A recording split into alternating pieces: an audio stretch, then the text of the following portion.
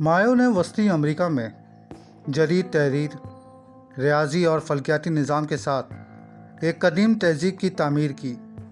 इन्होंने कोलंबिया से पहले के बैसो अमेरिकन तहज़ीब को इसकी बुलंदियों तक पहुंचाया और इस वजह से आलमी तारीख में इनका नुमाया किरदार है। माया तहज़ीब का आला मकाम आमतौर पर तकरीबन 250 ईस्वी और 750 ईस्वी के दरमियान समझा जाता है, ताहम इसकी जड़ें कम से कम 200 कबल मसीह तक वापस जाती हैं।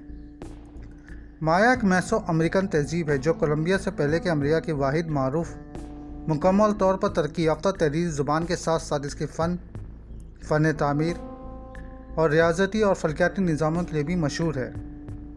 तहरीर और कैलेंडर जैसी पेशरफ माया से शुरू नहीं हुई, ताहम इन्होंने इन टेक्नोलॉजीज़ को मुकम्मल तरक्की तक पहुँचाया।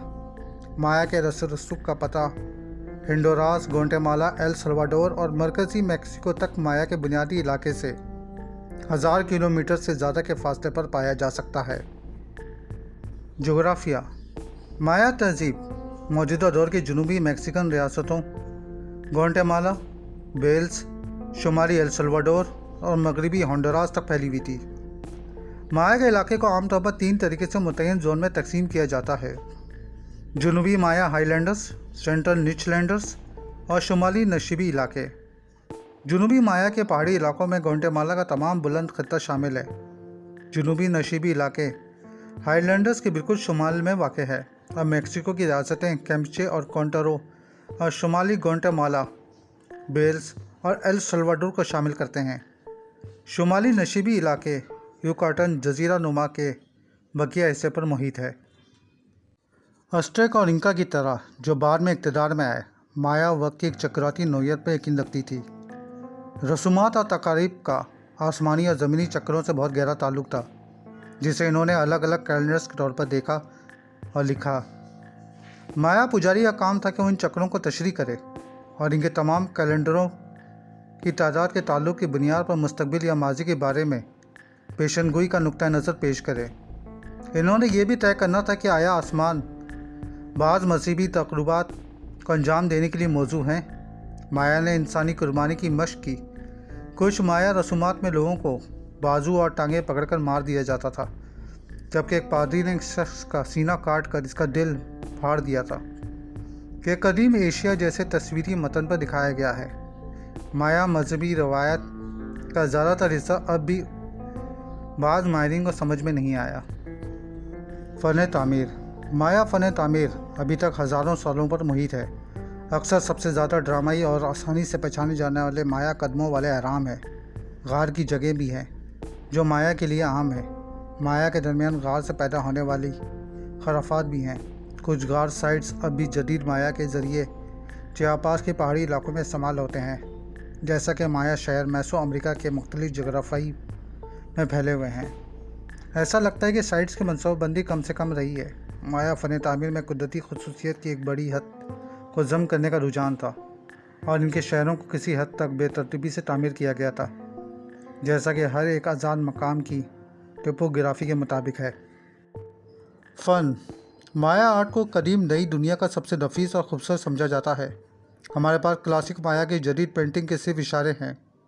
ज़्यादातर जो बच गया है वो फेनरी मिट्टी के बर्तन और दीगर माया सरामिक्स हैं और बुन पाक की इमारत में कदीम दीवारों के मुजस्मे जो इत्तेफाक से बच गए हैं। एक खूबसूरत फ़िरोज़ी नीला रंग जो अपनी मुनफरिद कीमियाई खसूसियात की वजह से सदियों से ज़िंदा है। रियाजी। दीगर मैसो अमेरिकन तहज़ीबों के साथ मुश्तरक तौर पर माया ने 20 और 20-5 नंबरिंग सिस्टम इस्तेमाल किया। माया इनके पड़ोसियों ने आज़ाद तौर पर सिफर का तसव्वुर 36 कबल मसीह तक तैयार किया। इन्होंने इंतहाई दुरुस्त फल्कियाती मुशाहिदात पेश किए। चाँद और सैयारों की हरकत के इनके चार्ट किसी भी दूसरी तहज़ीब के बराबर या बरतर थे, जो खुली आँखों के मुशाहिदों से काम करती हैं। दीगर मैसो अमेरिकन तहज़ीबों के साथ मुश्तरक तौर पर माया ने शमसी साल की लंबाई को भी आला दर्जे की दुरुस्तगी तक नापा, जो कि यूरोप में ग्रेगोरियन कैलेंडर की बुनियाद के तौर पर इस्तेमाल होने से कहीं ज़्यादा दुरुस्त है। ज़राअत। कदीम माया में खुदा की पैदावार के बहुत नफीस तरीके थे। पहले यह ख्याल किया जाता था कि ज़राअत का एक आज़ी निज़ाम इनकी ज़्यादातर खुराक मुहैया करता था, लेकिन अब यह ख्याल किया जाता है कि मुस्तकिल तौर पर उभरे हुए खेत, चबूतरे, जंगल के बागात, ज़ेर इंतज़ाम आबशार और जंगली कटाई بھی کلاسیکی دور کی بڑی آبادی کو سہارا دینے کے لیے بہت اہم تھی۔ علاقوں در حقیقت ان مختلف زرعی نظاموں کے شواہد آج بھی برقرار ہیں۔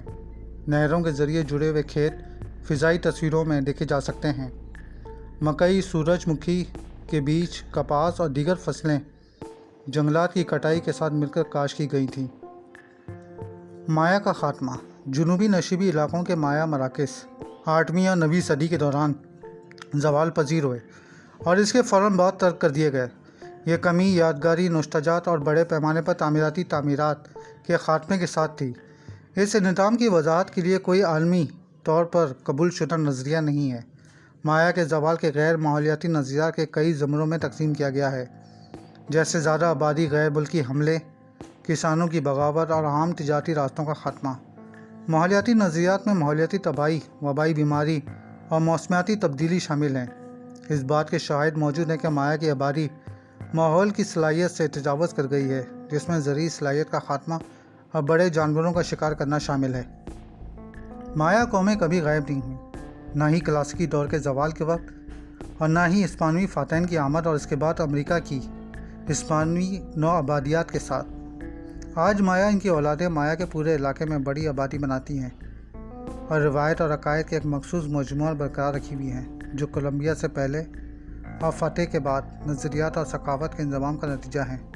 بہت سی مایا زبانیں آج بھی بنیادی زبانوں کے طور پر بولی جاتی ہیں۔